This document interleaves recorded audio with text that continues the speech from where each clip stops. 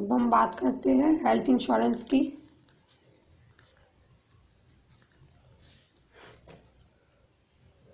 सबसे पहले इसमें हम देखेंगे इंडिविजुअल हेल्थ इंश्योरेंस में दो तरीके से होता है, एक होता है इंडिविजुअल और एक होता है फैमिली फ्लोटर। इंडिविजुअल होता है जिसमें बंदा सिर्फ अपने लिए ही कोई हेल्थ पॉलिसी परचेज करे, जिसमें वो इंडिविजुअल कवर हो।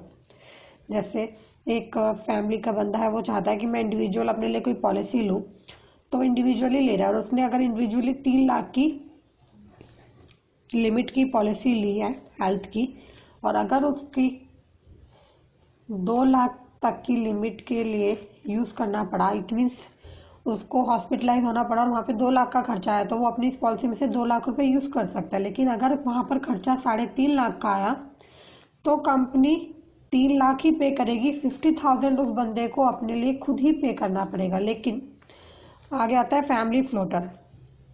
फैमिली फ्लोटर में क्या होता है, नाम से क्लियर है, यहाँ पर बंदा अपनी पूरी फैमिली को कवर करके चलता है, हस्बैंड, वाइफ, चिल्ड्रन, या हस्बैंड के पेरेंट्स या वाइफ के पेरेंट्स। यहाँ पर मान लो उसने पूरी फैमिली के लिए 5 लाख का कवर लिया, लेकिन पूरी फैमिली में कोई बीमार नहीं पड़ा और एक बंदा ही बीमार पड़ा, मान लो वाइफ को जरूरत पड़ गई और वहाँ पर 4 लाख तक का खर्चा आया, तो वो इंडिविजुअल 4 लाख भी यूज़ कर सकती है। मतलब लिमिट वहाँ पर 5 लाख तक की है, 5 लाख से कम में जितना भी खर्चा आए वो यूज़ कर सकती है। अब आती है इन पेशेंट।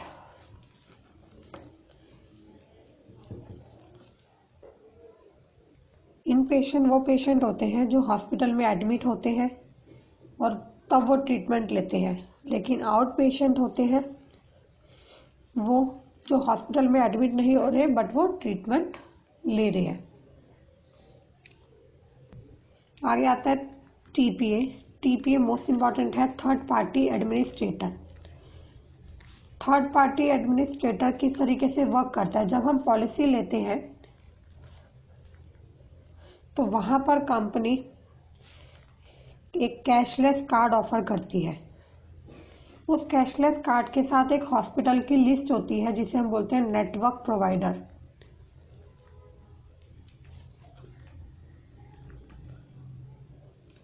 नेटवर्क प्रोवाइडर में कंपनी एक लिस्ट देती है हॉस्पिटल की, जिसमें कुछ हॉस्पिटल्स के नाम होते हैं। तो उसका मतलब होता है कि वो कैशलेस कार्ड उस हॉस्पिटल के अंदर यूज कर सकते हैं।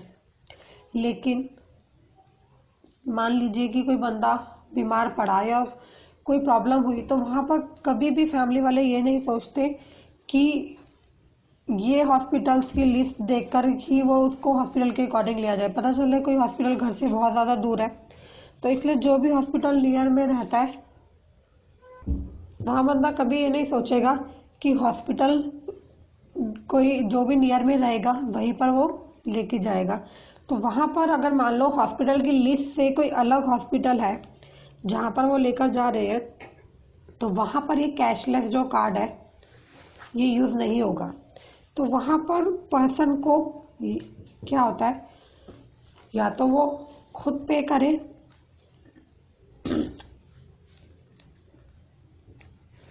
अगर वो खुद पे करता है तो वो हॉस्पिटल की जो बिल है वो सब कलेक्ट करके टीपीए को देगा, थर्ड पार्टी एडमिनिस्ट्रेटर को। Third party administrator direct company से कॉन्ट्रैक्ट करती है और जो भी इसके जो बिल्स होंगे टोटली वो वहाँ पर सबमिट करेगी, और देन वो बिल्स सबमिट होने के बाद 10 to 15 डेज के अंदर उसको अमाउंट रिटर्न हो जाएगा।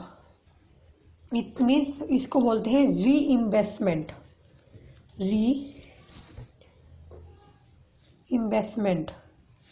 रीइंबर्स करना दो तरीके से सेटल होता है। एक होता है कैशलेस, आपने डायरेक्ट कैशलेस अपना कार्ड दिखाया, आपका बिल वहीं से वहीं पे हो गया।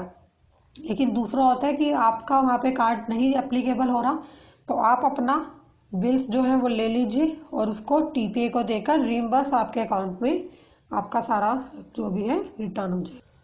आगे आता है इसमें पोर्टेबिलिटी।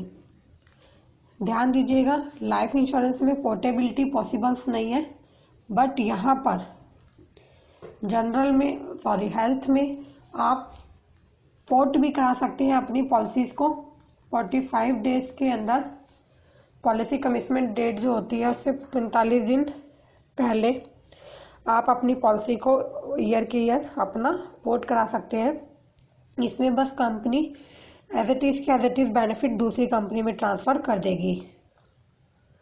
आगे आता है pre existing illness. Pre existing illness होता है प्री एग्जिस्टिंग कंडीशन। ये वो बीमारियां होती हैं जो एक बंदा पॉलिसी लेता है, लेकिन पॉलिसी लेने से पहले ही उसके साथ कोई ना कोई प्रॉब्लम चल रही होती है। किसी को डायबिटीज है, किसी को बीपी की प्रॉब्लम है, किसी को शुगर की प्रॉब्लम है, किसी को थायराइड की प्रॉब्लम है। कोई भी अगर उसके साथ कोई प्रॉब्लम होती है तो प्री एग्जिस्टिंग कंडीशन के अंदर कंपनी पॉलिसी तो इश्यू करती है, लेकिन वहां पर एक कंडीशन रख देती है कि ये जो आपकी बीमारियां हैं एक टाइम पीरियड के बाद कंपनी कवर करेगी। एक टाइम पीरियड के बाद से ही कंपनी कवर करेगी। वो हर एक कंपनी का अलग अलग होता है, इसलिए उसको मैं यहाँ पर क्लियर नहीं करूंगी, लेकिन कोई कंपनी 2 साल बाद, कोई कंपनी 1 साल बाद, कोई कंपनी 3 साल बाद उनको भी कवर करेगी, बट एक टाइम पीरियड के बाद उस बीमारी को कवर करेगी। उसके लिए अगर आप कोई ट्रीटमेंट लेते हैं तो वहां पर भी आपको क्लेम प्रोवाइड कर दिया जाएगा। और आगे आता है डोमिसिलरली।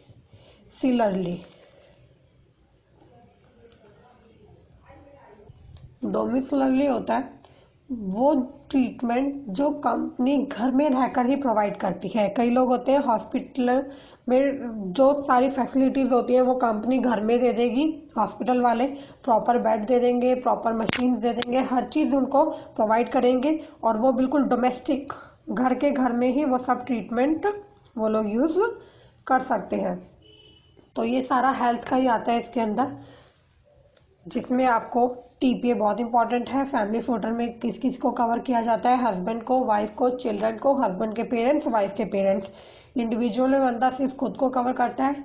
इन patient insured who undergoes treatment after getting admit in the hospital, और outpatient insured who undergoes treatment without getting admit to the hospital, जो हॉस्पिटल में एडमिट नहीं होते बट फिर भी ट्रीटमेंट लेते हैं।